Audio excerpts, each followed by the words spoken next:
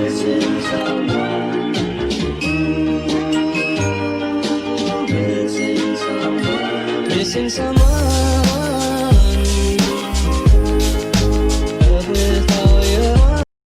morning, my loves. How you doing? If you're new here, karibu sana. I go by the name Vivian Odhiambo, aka Fashion Guru Kenya, aka Mtoto wa Homa Bay County. Today we are making the Kenyan beef stew mixed with vegetables, aka tumbukiza.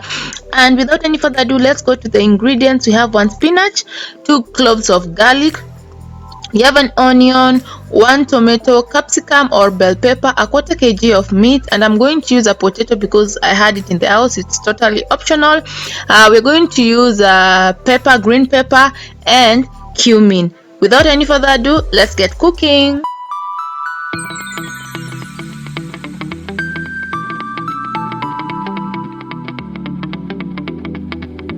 So in a sufuria, we're going to add in our meat, then we're going to add in our chopped onions. After that, we're going to add in the 2 cloves of garlic that we have mashed.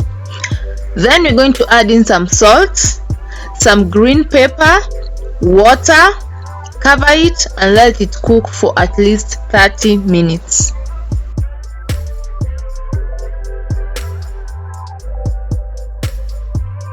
As that is cooking, we are going to cut our spinach into big chunks, just like you're seeing here. So as that is cooking, I'm going to add in a little bit of oil inside. Honestly, you can add even at the beginning. I just forgot.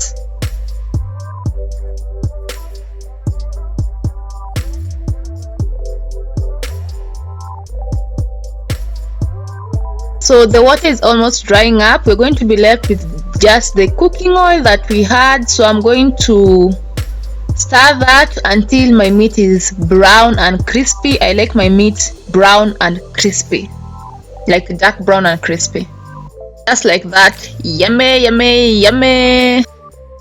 I'm going to add in my tomato, which I've mashed. If you don't have a blender, you can just mash them in a glass cup because it's going to retain all the juices. If you mash it somewhere else that cannot retain the juice, you're going to lose it. And honestly, even if you have a blender, can you blend only 1 tomato? I don't think so. So then I'm going to add in my capsicum, then Royco cube, a tiny bit of cumin because cumin has a very strong taste. You don't want to put a lot of it. Going to put in my potato, cover them, let them simmer for at least 5 minutes.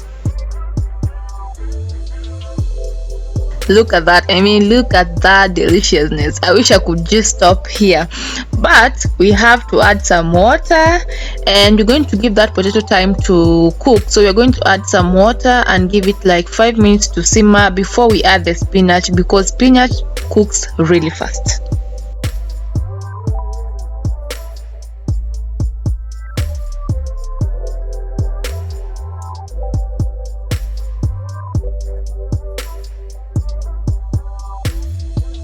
Let me make my ugali real fast and I'll be back to show you everything. Let me just tell you, the taste of garlic inside that meat and then the green pepper, the pili pili, it's just delicious, delicious.